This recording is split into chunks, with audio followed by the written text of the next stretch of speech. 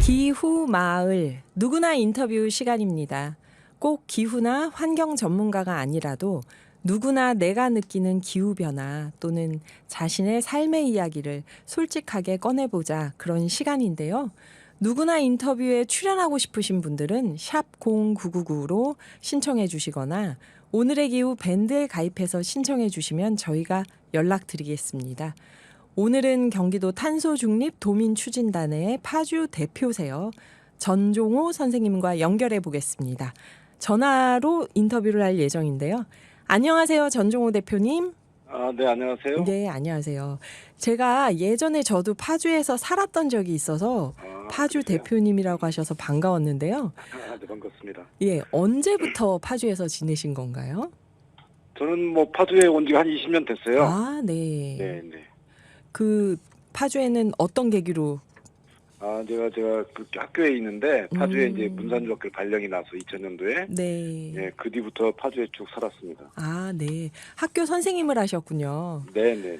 그리고 선생님 이렇게 소개를 보니까 곧 책을 출간하실 예정이라고 나오던데요. 책을 출간한 게 아니라 출간했어요, 두 권. 이미 출간하신 예, 건가요? 네. 어머니는 8월 이제 어머니는 네. 이제 국수를 먹지 않는다. 네, 히말라야 10일. 팡세.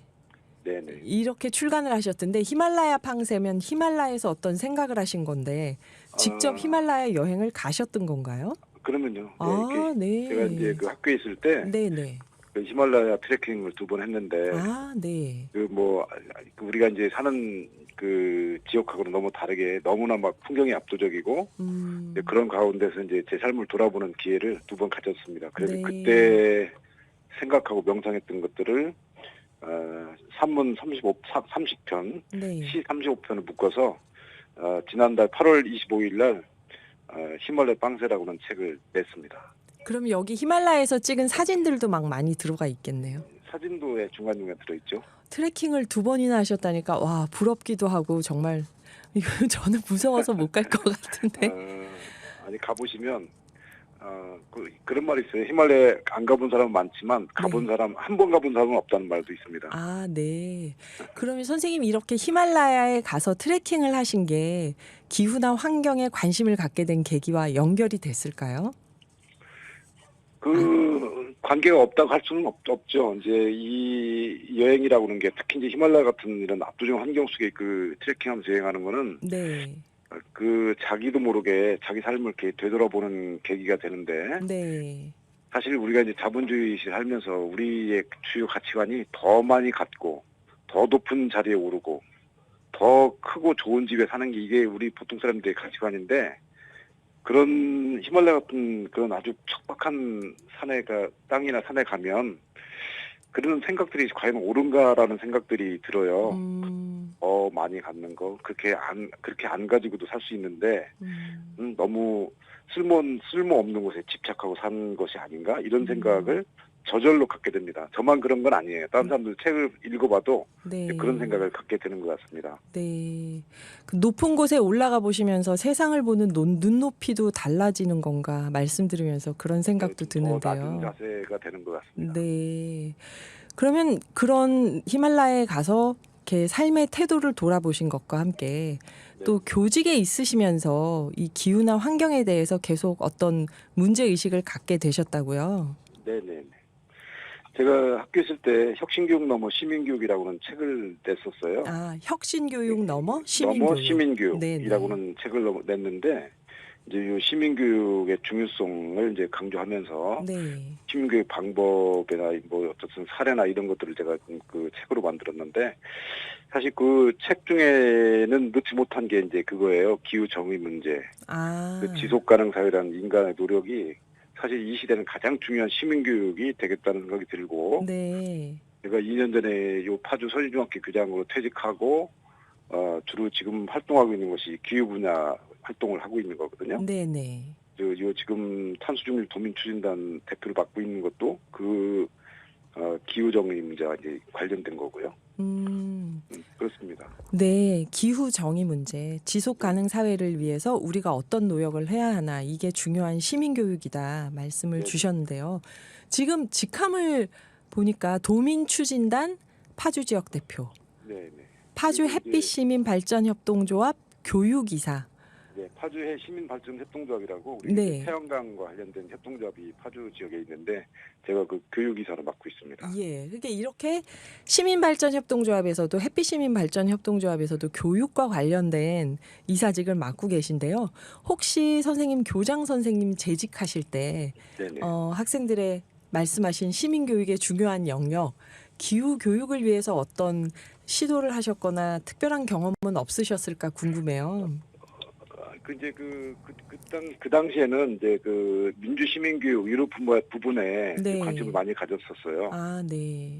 근데 이제 그 기후에 대한 것들을 제가 어떤 업적을 남긴 것은 없고, 네. 기후가 이제 중요하다는 부분들은 학생들 만날 때마다 틈틈이 이야기했는데, 밖에 나와 보니까 이런 그 기후와 관련된 활동들이 좀 더 조직화해서 그 활동도 하고 학생 교육도 하고 이제 그렇게 해야 될 필요성이 있더라고요. 아, 네. 그러니까 그래서 이제 여기 이제 시민발전협동조합에 가입도 하고, 네. 그 마을에서 이제 이런 그 에너지 전환과 관련된 활동도 하고 이제 그렇게 하고 있습니다. 네, 네. 그러니까 재직하실 때는 시민교육에서 민주시민교육을 강조하면서 학교가 좀 그렇게 교육을 하고 있었는데 학교를 나와 보니까 아, 이 기후 교육이 정말 중요하구나 하는 거를 더 많이 느끼셨다는 말씀이신데요. 또 하고 계신 일 보니까 눌놀이 평화마을 만들기가 있더라고요. 이 눌놀이 평화마을이라는 게 뭘까요? 예, 이 파주에 네. 그 평화마을 지자라고는 단체가 있습니다. 사단법인 평화마을 지자. 지자. 네. 근데 우리 그 지자 회원 중에서 그 몇 분이 그 마을을 만들어서 직접 살면서 네. 이 생태 전환과 관련된 활동을 하자라고는 그런 이야기가 이제 모아져서 네. 저희들 한 15명이 한 15가구의 집을 짓고 이제 지금 이렇게 하나의 작은 그 공동체를 좀 꾸려가려고 하고 있고, 지금 이제 그래서 그 땅을 사서 조그만 집들, 큰 집이 아니라 이제 작은 집들 20평 정도 되는 작은 집을 져서 네. 거기서 이제 그 평화마을이라고 하는 마을을 조성하고 있는데요. 이제 그 기본적인 이제 컨셉이 그겁니다. 저희들은 생태를 전환하자. 네. 생태 전환이 이제 기본 컨셉이고, 그래서 이제 거기에 관련된 에너지 전환. 그래서 저희들이 이제 한전 전기를 쓰지 않고, 한전 전기라는 게 이제 원자력이나 화력으로 주로 만들어진 전기잖아요. 네. 그리고 이제 멀리서 저기 울산이나 이런 데 멀리서 오는 전기들이고, 네. 그래서 마을에서 직접 생산된 태양광을 이용한 전기를 쓰자. 이렇게 하는 게 첫째 이유고, 그다음에 땅의 지열을 이용한 냉난방을 하자 해서 지열을 활용한 거 지금 하나 하고 있고요. 네. 또 하나가 이제 저희 마을 부지가 크진 않지만 우리 마을에 떨어진 빗방울은 밖으로 보내지 말고 그걸 재활용해서 쓰자라고는 빗물 재활용에 대한 3가지 그 에너지 전환에 관련된 마을을 지금 만들고 있습니다. 와, 말씀을 듣다가 제가 좀 놀란 게 저는 그냥 이게 어떤 환경에 관심 있는 시민들의 공동체 정도로 생각하고 태양광 정도 하셨겠지 생각했는데 빗물 재활용 말씀까지 들으니까 이 생태 전환 마을이라는 구상이 대단하다는 생각이 드는데요. 네. 그것도 제가 15가구나. 네. 제가 알기로도 이렇게 3가지를 함께하는 마을은 아마 우리나라에 아직 없다고 알고 있어요. 모르게 제가 듣는 바로는 저는 햇빛, 지열, 빗물 이렇게 3가지를 동시에 이렇게 활용하는 마을은 아직 없는 것으로 알고 있는데. 네. 저도 처음 잘 되면 듣습니다. 좀 이렇게 네. 잘 되면 이렇게 좀 그 하나의 모델이 되지 않을까 이런 생각을 해봅니다. 네. 단순히 뭐 쓰레기를 덜 만들자 뭐 이런 게 아니고 거의 진짜 이 정도면은 생태 전환이구나 하는 생각이 드는데요. 여기서 눌놀이 평화마을을 지금 그렇게 만들고 계시는데 태양광 발전, 지열을 이용한 냉난방, 빗물 한 방울도 밖으로 내보내지 말고 재활용을 해보자. 그런데 여기서 눌놀이 빗물 학교도 운영하시고 계신다고 들었어요. 그거는 이제 그 빗물 학교라고 해서 이제 이게 학교라고 하니까 이제 규모가 큰 어떤 걸 생각하시는 것 같은데 그건 아니고요. 네. 우리가 이제 우리 마을이 그 빗물 재활용 시설을 우리가 이번 파주시에서 그 지원을 받아서 그 설치를 했어요. 네. 아마 이 빗물 시설을 지원한 지자체 사례도 아마 많지 않을 것 같고요. 네. 그래서 우리가 이왕에 이제 우리 세금 들여서 이렇게 빗물을 재활용한 것들을 마을에 하면 이게 단순히 우리 주민 편익을 쓰는 것보다는 요거를 우리 일반 파주시 시민이나 학생들에게 이 빗물 시설을 활용해서 어떻게 할 수 있다라고 하는 거를 좀 그 전파해보자라는 취지에서 네. 마침 우리 이제 파주시에 그 사회적 경제 마을 공동체 센터가 이번에 그 문턱 없는 사회실험실이라는 그 프로젝트를 했는데 저희들이 응모해서 네. 거기서 뭐 약간의 돈을 지원받아서 그 빗물 시설을 이용한 그 교육 그리고 이제 빗물에 대한 근본적인 교육 이거를 우리 초등학교 5학년, 6학년 학생들을 대상으로 해서 네.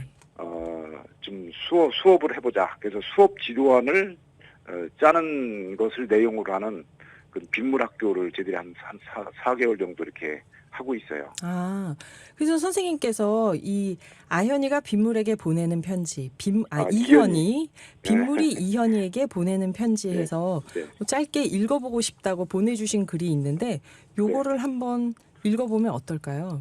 일부만. 네, 읽어주시면 좋겠습니다. 아, 손녀딸이세요, 이현이가. 손녀가 이제 저희 집에 자주 가끔 오는데, 네. 이제 이현이가 이제 빗물과 대화하는 식의 이제 그 생각을 해서, 네. 이현이가 이제 빗물 막 장마철에 비가 많이 올 때 우리가 굉장히 겁나 했었는데, 네. 비가 이렇게 골고루 왔으면 좋겠다. 예. 한꺼번에 많이 오지 않고, 이제 그런 편지를 이렇게 쓴 거에 대해서 이제 빗물이 이현이한테 이제 그 답장한 네. 형식으로 글을 써봤어요. 예.